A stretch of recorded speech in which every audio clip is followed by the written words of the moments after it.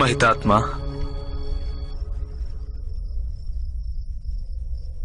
రణభూమిలో ప్రవేశించే ముందు మీకు నేను ప్రణామం చేయాలనొచ్చాను. మీకు ఇచ్చేందుకు నా వద్ద ఎటువంటి ఆశీస్సులు లేవు అంగరాజా. నాకు తెలుసు మహితాత్మ, మీకు నా అస్తిత్వం అంటే ద్వేషమని. మీరు సదా నన్ను అవమానిస్తూ వచ్చారు. సదా నన్ను హస్తినాపురికి దూరంగా ఉంచే ప్రయత్నం చేశారు మీరు. కాని మహితాత్మ, మీ పట్ల ఎప్పుడూ నాకు గౌరవం లోపించలేదు. మూర్ఖుడివి నీవు కుంతిపుత్ర.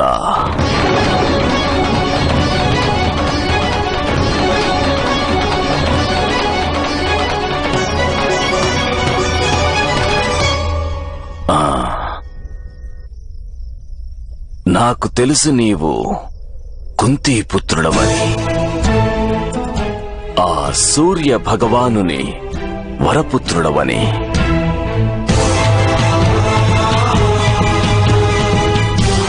పంచ పాండవులకు అగ్రజుడవు నీవని. ఇది ఈరోజు కాదు, ఎంతో కాలంగా నాకు తెలుసు పుత్ర. నీవు దివ్యుడవు. నీపై ద్వేషం కాదు, కరుణ కారణంగా నేను నిన్ను హస్తినాపురికి దూరంగా ఉంచే ప్రయత్నం చేశాను. ఎందుకంటే నాకు తెలుసు, పాదరసం స్పర్శతో స్వర్ణం తెల్లగా మారుతుంది, కాని తామ్రంలో ఎటువంటి మార్పు రాదు. అదేవిధంగా దివ్యత్వం ఎంత అధికమైతే పతనం కూడా అంత అధికమవుతుంది.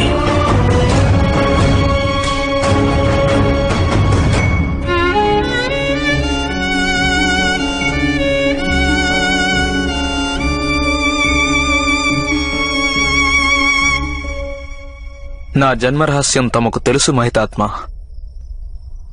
కాని నా జీవిత రహస్యం తెలుసునా మీకు? సమస్త సమాజం ఒక వ్యక్తిని తృణీకరిస్తుంటే వానికి జీవితమంతా మృత్యువుతో సమానమనిపిస్తుంది. నదిలో మునిగిపోతున్న మనిషి మొసలి వీపుపై కూర్చొనైనా తన ప్రాణాలను కాపాడుకునే ప్రయత్నం చేస్తాడు.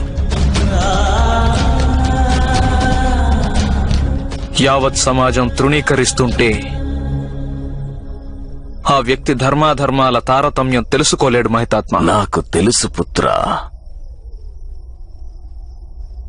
బీజం ఎక్కడ పడుతుందో అక్కడే మొలక వేస్తుంది. అది తన స్థానాన్ని మార్చుకోలేదు. ఇది నీ దౌర్భాగ్యం పుత్ర. నీకు ఆ అధర్మపరుల మధ్య సర్వప్రథమంగా స్థానం లభించింది. ఇక నీ దౌర్భాగ్యమే యావత్ సమాజానికి దౌర్భాగ్యంగా మారింది.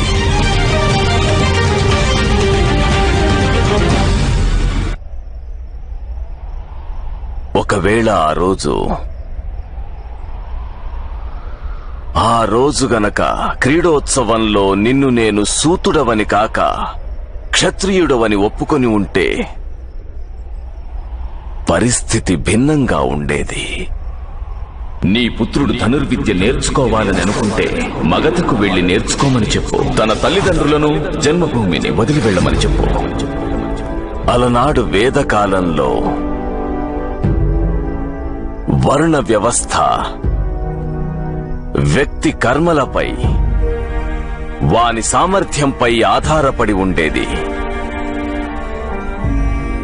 అది ఎప్పుడు జన్మను బట్టి నిర్ధారణ అయ్యిందో ఎవరికీ తెలియదు. ఇది నా వంటి అధికారంలో ఉన్న వ్యక్తుల అపరాధమే.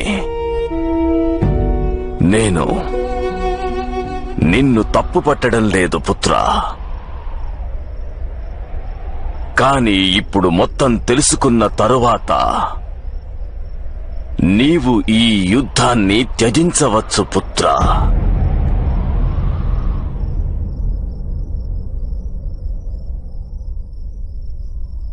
ఇప్పుడు ఆ అవకాశం లేదు మహితాత్మ. నా మిత్రుడు నా జీవితానికి ఒక అర్థం కల్పించాడు మహితాత్మ. యుద్ధాన్ని త్యజించి ఇప్పుడు నేను వాని మృత్యువుకు కారణభూతం కాలేను. ఏది ఉచితమనిపిస్తే నీవు అదే చెయ్యి. విధి తన మార్గాన్ని తానే నిర్ణయించుకుంటుంది పుత్ర. మన సంకల్పాలు ఇష్టం అయిష్టం వలన ఏం జరుగుతుంది?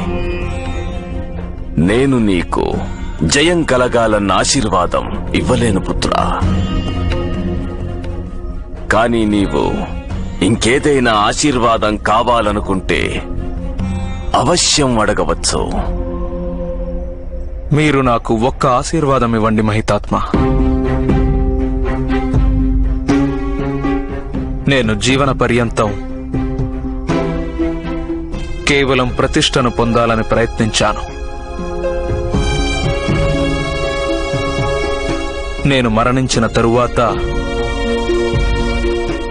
ప్రపంచంలో నా పేరు ప్రతిష్ట నిలిచి ఉంటాయని ఇప్పుడు నన్ను ఆశీర్వదించండి మీరు. ఆశీర్వాదాలతో సంపదలు ప్రాప్తించవచ్చు పుత్ర. అప్పుడప్పుడు సామర్థ్యము ప్రాప్తిస్తుంది. కాని ఆశీర్వాదంతో సప్రతిష్ఠ ప్రాప్తించడం సాధ్యం కాదు పుత్ర. నీవు ప్రతిష్టను పొందాలనుకుంటే విజయం కోసం యుద్ధం చేయి, వధించేందుకు కాదు. మనుష్యులను వధించడం వంచనతో కపటంతో కూడా సాధించవచ్చు. కాని విజయాన్ని పొందేందుకు సామర్థ్యమే ఉపయోగపడుతుంది. అలా చేస్తేనే ప్రతిష్ఠ లభిస్తుంది పుత్ర. నేను నిన్ను ఆశీర్వదిస్తున్నాను. నీవు నిజంగా నీ సామర్థ్యం మీద విశ్వాసముంచి వంచనను కపటాన్ని ప్రయోగించకుండా ఉంటే అవశ్యం నీకు ప్రతిష్ఠ ప్రాప్తించగలదు పుత్ర.